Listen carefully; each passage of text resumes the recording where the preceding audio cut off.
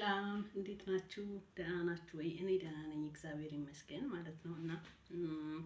እና ዛሬ ውዱ ባለቤቴን ለማመስገን ነው የመጣሁት ማለት ነው።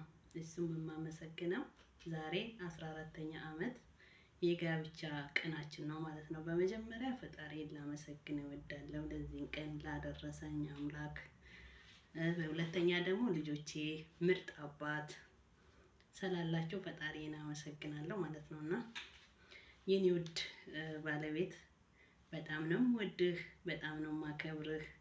ኑርልኝ፣ ሺህ ዓመት ኑርልኝ ማለት ነው። እና በ14 ዓመት ውስጥ ያው በማጣት በማግኘት ብዙ ውጣ ውረድ ውስጥም ብናልፍም ፈጣሪ ለዚህ ላደረሰን ክብር ምስጋና ይግባው እያልኩኝ እና ኑርልኝ ለ14 ዓመት ያው ለራስህ ያልኖርክ ለልጆችህና ለባለቤትህ እየኖርክ ሰው ደከመኝ ሳትል ልረፍ ሳትል እና ልጆቼም ደግሞ ምርጥ አባት ጠንካራ አባት ስላላቸው ፈጣሪን አመሰግናለሁ። ያው ዛሬ ላይ ተለያይተን ብንኖርም ፈጣሪ ደግሞ አንድ ቦታ አምጥቶን አንድ ቦታ አድርጎን ቀሪ ዘመናችንን የምንኖር ያድርገን እላለሁኝ። እና በጣም ነው የምወድህ፣ በጣም ነው የማከብርህ።